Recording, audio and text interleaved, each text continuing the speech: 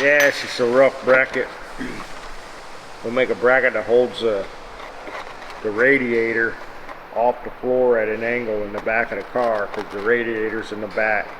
So it's kind of one of them things that to brainstorm. I don't want the hardware like going through the floor, so where you see it from the bottom. So the bracket has to come underneath the radiator and attach into the frame of the car, which will be stronger anyway, but then from underneath you won't see none of the hardware. And I got to put another bolt back here somewhere, wherever it goes.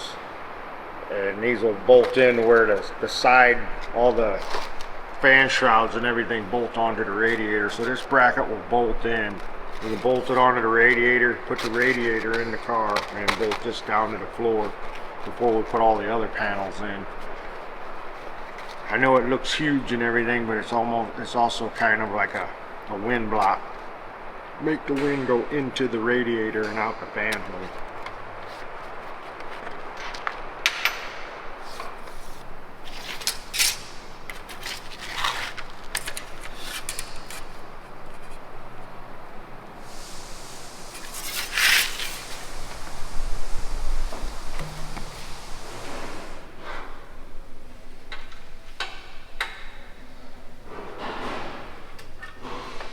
I said I'm going to build these two brackets, and I'll get the radiator just sitting in there, not on rubber blocks and everything like it's been.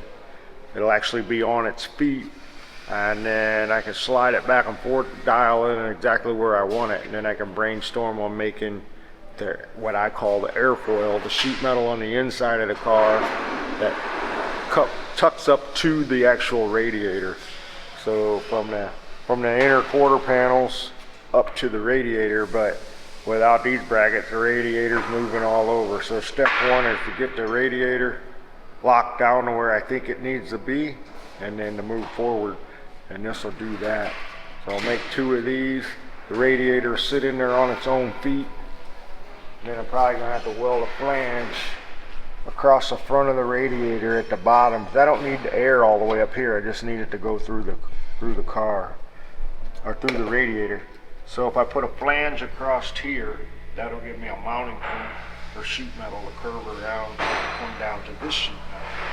So that's what I say, it's just like, this process is what's boring to you and to everybody else, and it gets the boss mad at me, but it's what I call scratching the noodles, figuring out the next steps. Like, you get the sides figured out and you start rocking and rolling in that, and then it slows down again because you got to figure out the next step and how that next step's going to work and how it's going to tie together with the step after that and the step after that. And I call it tongue and groove from bumper to bumper. Everything has to fit and complement each other.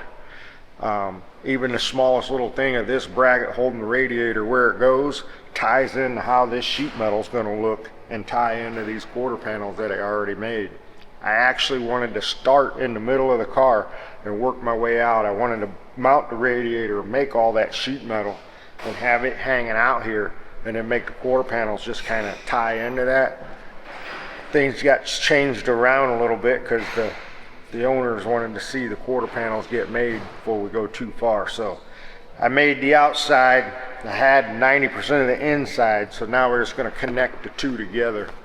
No big deal, no time lost, nothing's changed. It's just when you're rocking and rolling and that song's over, you gotta think of the next song to sing, right? And that's where I'm at.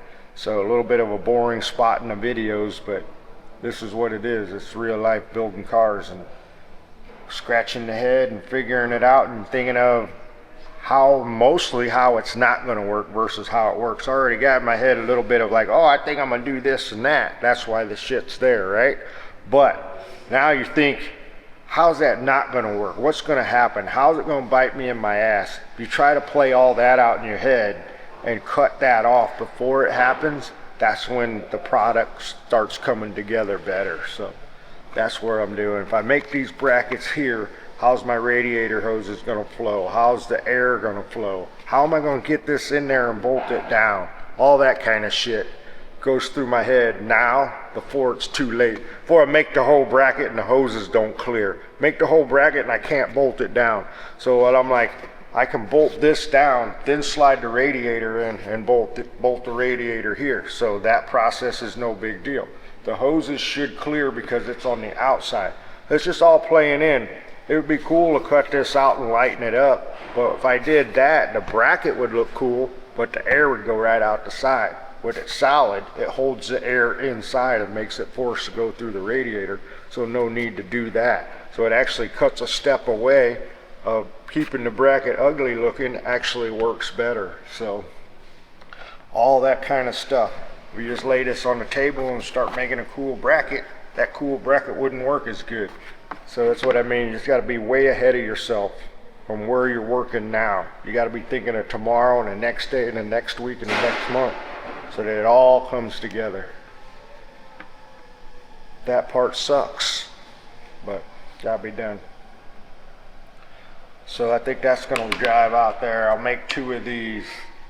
I'll get them bolted on and that setting in there, and then if you want, I'll come get you or whatever on the next step. Like I said, it's probably gonna be putting a flange across there, so I have something to attach the metal to.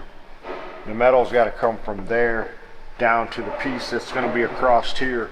So there'll be a piece across here that bolts down that flange over there, ties the 2 together, and then there'll be a top hat, and that'll be the airfoil.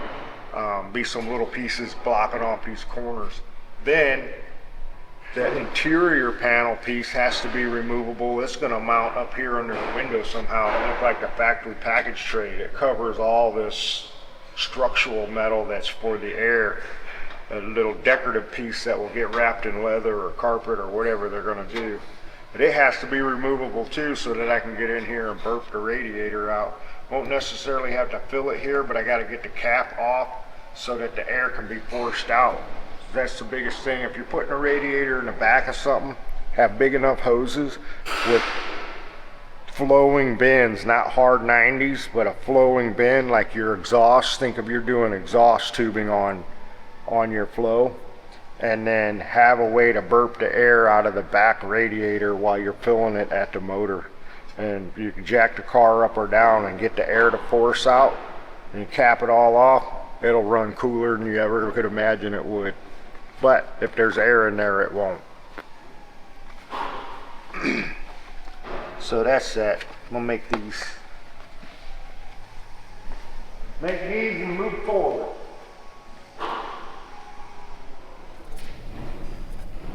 Yeah.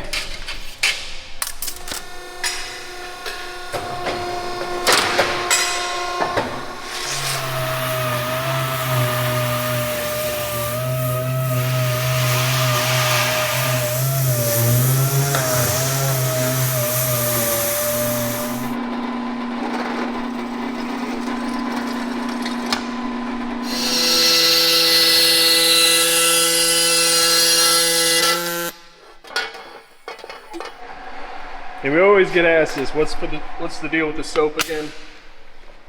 So that's some ugly looking soap, but on aluminum's so soft it golds up and sticks to your saw blades or your grinding disc or your deburr.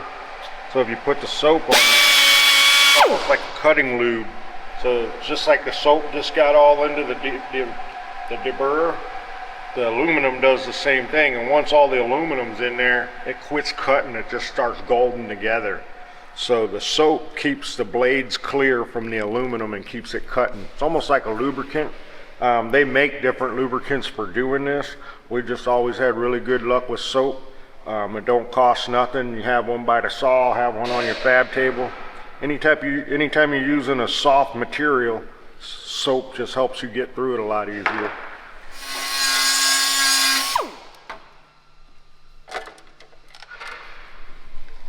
So you see how the soap blew off? So if there was no soap on there, that would all be aluminum all built up. This is just a quick, fast run, so it probably wouldn't even need it, but just in case.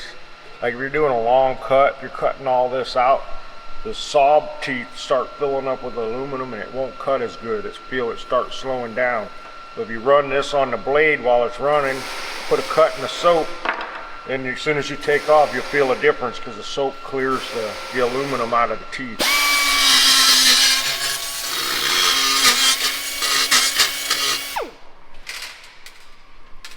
You said you were doing this to make it adjustable. Yeah, so the back will stay stationary. The front has a slide. So I can loosen the radiator up and let it slide down. And I can slide it out from under the car where the rear section of the window is. I push the radiator all the way up. It won't come under the window area. So I'm hoping I could drop it down about an inch, slide it all out for an easier install. It only happens hopefully once in its lifetime, but if we had to get it out to work on it, I could just reach under there and undo these two, loosen them up, let it drop down and pull it out. At least that's what we're hoping.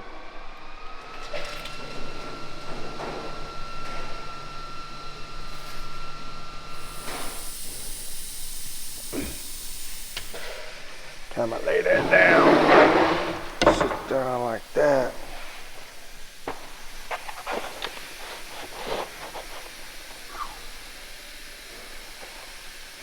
This might barely work. Barely gonna make it, maybe. That's your condenser? Yes, for the AC. Would mount on the radiator on the back side, but because this is all backwards, gotta mount here. Because this is going down to the floor, can't have it like pinched into the floor. I think I can make it happen. Didn't necessarily want to open it all up. So the only thing that's going to be mounted up front is going to be the intercooler, right? Yeah. The turbo. Everything else is in back. Yep. Yeah, because the intercooler, like when you're building boost, you're driving. When you're driving, it's getting airflow. So it doesn't need fans or whatever. Where if you're sitting in traffic or going slow, you need airflow on your AC, so the fans will be on, pulling the air. You know what I mean? When you're going still. But when you're sitting still, you're not building boost, and you don't necessarily need intercooler air through the turbos. So yes, intercooler will be in the front, and everything that needs electric fan draw will be in the back, which is the radiator and the condenser. Tranny coolers I'll mount somewhere down underneath the car where it just gets a flow across it.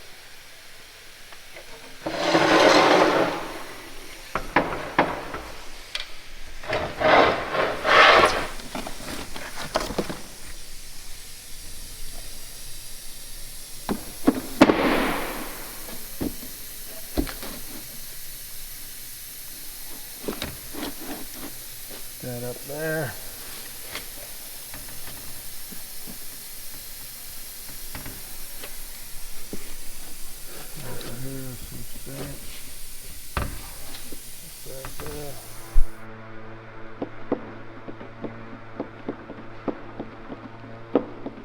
What you thinking?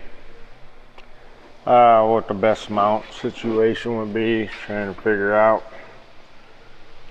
Probably just weld some tabs off of here and come up, bolt it in to them tabs. But if I have tabs coming off of here and coming up, then can't get it in, right? Can't get it in and out. So if I weld tabs here and it slides under, and then these tabs bolt on into that top cap, just can't get into them radiator fins.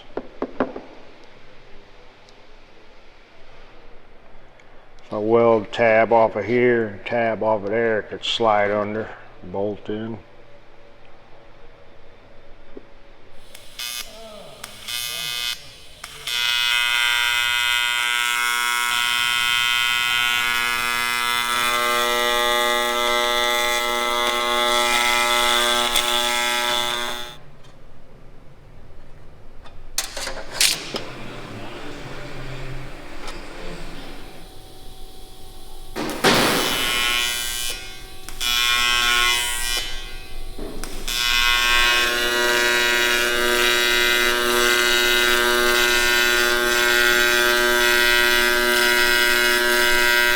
So bad with two people. This heavy is, it's just awkward and heavy. Yeah. Gotta get in the back seat with the radiator. That always makes things weird. Right. Now I gotta flip it up and get it back in the. Throw it up there. Yeah, let's throw it up in there. Ready? Yep.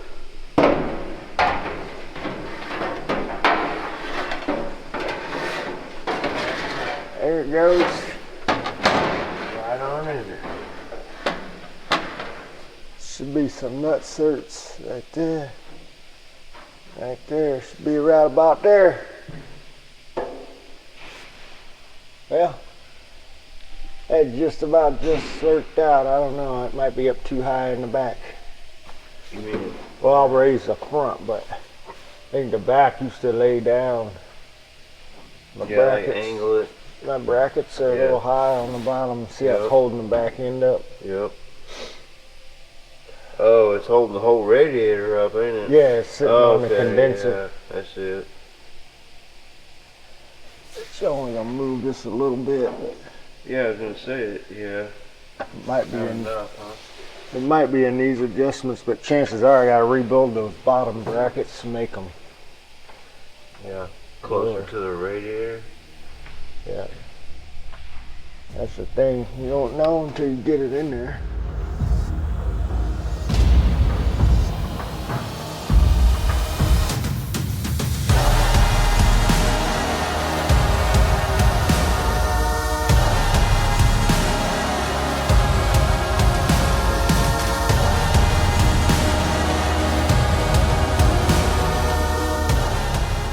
Thanks for watching. If you want to see more build videos like this, help us out by liking, commenting, and subscribing to our channel. And it's a little thing to do, but don't forget to turn on those notifications. If you want to buy merch, go to store.classiccarstudio.com. See you next time.